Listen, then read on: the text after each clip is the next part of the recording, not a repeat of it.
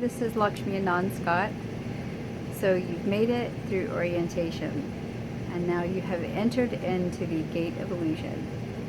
Really, this is your chance to come through illusion and out of it, probably for the first time in this lifetime. Maybe not. Maybe you've had glimpses, but we're going to go further after this, and I'm going to show you how to take your life further, your evolution further after you go through the gate of illusion, and not just be shocked by what you find here and then feel helpless and hopeless. The first step in Alcoholics Anonymous said we admitted we were powerless and that our life was unmanageable.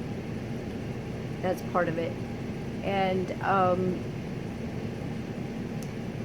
in the first gate, we do not believe that we are powerless, because we are children of a creator who is all-powerful, and we're like in that same, we have the same powers, the same makeup as that creator. So how could we be powerless? We may have believed that we were powerless, and it may have been real as an experience, but that does not mean that it's the truth. So this is a good thing. In the first gate,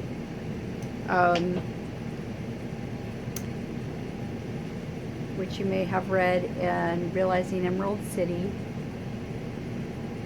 it will be, you'll have a little information here, but you may have this book already digitally, or you may have gotten it from Amazon, or you may have ordered it from us, and and parts of it are in the workbook, but certainly you'll want to go through this book as reading material also. It's very, very helpful.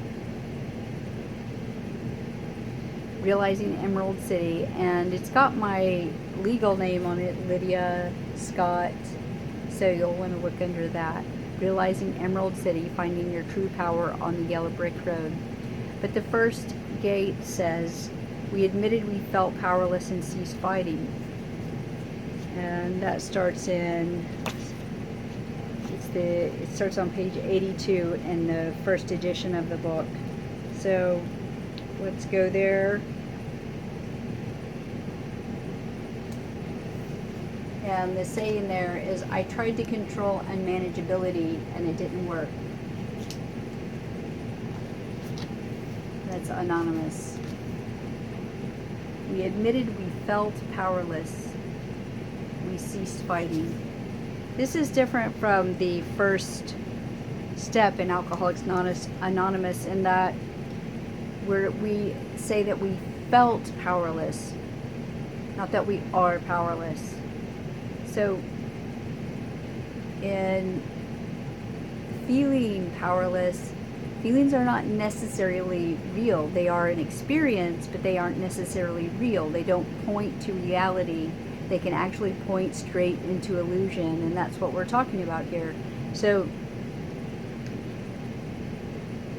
when something points straight into illusion, we're not seeing correctly.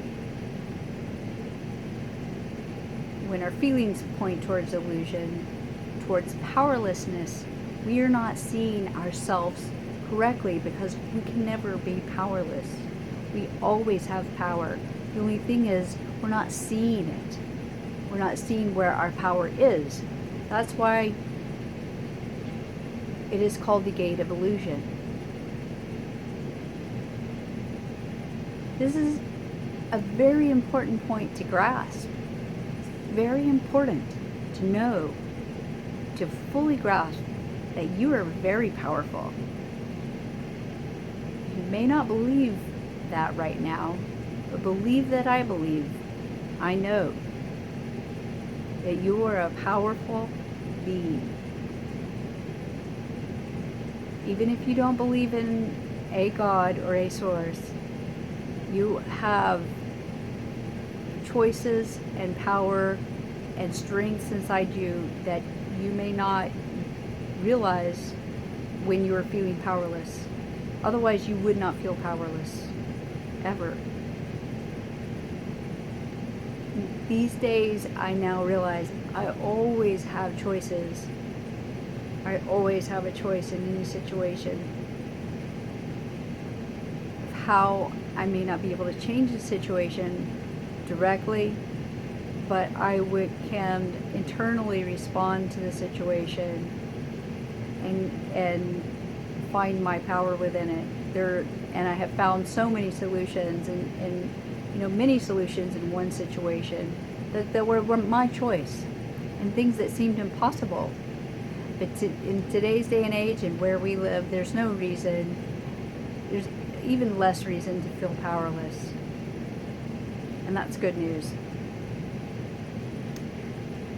Let's break down this gate. So we broke down the first part in feeling powerless. So we understand that feelings are not necessarily pointing towards truth. The second part is we cease fighting. What does that mean?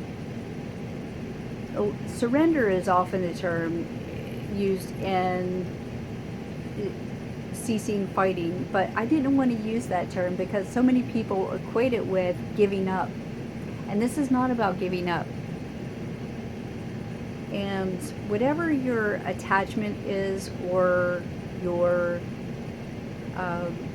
thing that repels you, that's another form of attachment. When you're running away from something, it's as bad as being attached to something that you have to feel okay. But if you're also trying to get away from something that makes you feel not okay also, that is you're being repelled by something. And that's just another form of attachment, because you're trying to get to a place somewhere where that's not happening. So it's an attachment to what's, what you don't, the opposite of what you don't want, essentially. So our power is in being okay anywhere, in any situation, and finding our power within the situation. And yes, I'm going to give you a great example of Tina Turner. As you know, in her infamous relationship with Ike Turner, it was very abusive. And she became a Buddhist. It was an extremely abusive relationship. You should see the movie on it. And she found her power within that situation. Now, she didn't stay in it, but it's like she became okay with it. She became his equal before she left the situation. She became empowered within the situation, and then it was just a natural evolution that she found her way away from him. But it wasn't in just directly running. She actually, one of the last fights they had, she found her physical power within that situation. But that's just one way this can manifest. She started meditating. She became mindful. She started doing practice, and it's a lot of that. That's the path she chose to become empowered, to find her power. It's going to look different for everybody, but this is going to guide you back. That's not to say you should handle it the same way at all, but you will find within yourself the answers to your situation. That's why sometimes meditation or samadhi, the highest form of meditation, is, and when you're in touch with the source within you, it's called the solution to everything. It's the solution. That's what they call it in India.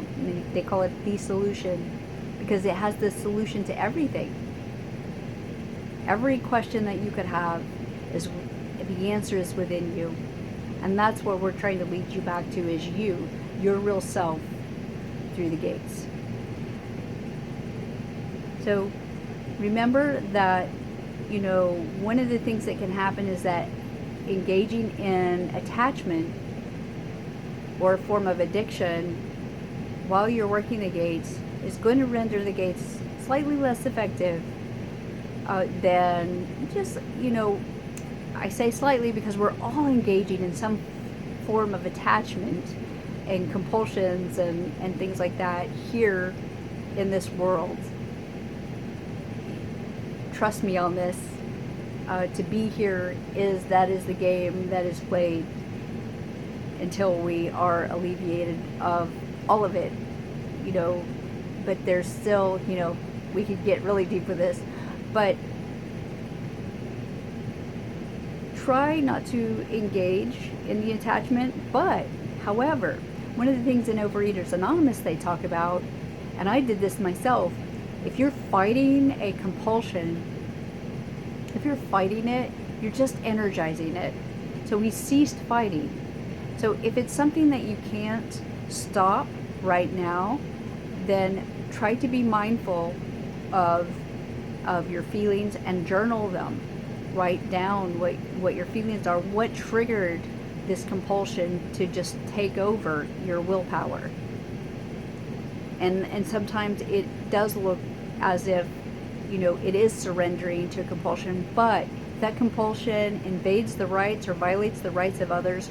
Really, you should really take yourself out of the situation and try to distract yourself. Really try not to violate the rights of others, but move ahead and try not to shame yourself if you do, because we've all violated the rights of others in some way or another. But if try not to, and move ahead with what triggered it. Try to find out what triggered it and move along with the gates, because it's when you get to the third and fourth step, you may find some relief, real relief, once you get to the third step and beyond. So that's pretty much it. Again, try to be mindful, especially of the rights of others, if your compulsions lead you to do something like that. But also, be loving to yourself, even if you do something that you're going to have, you'll apologize for later, or let's say make amends for.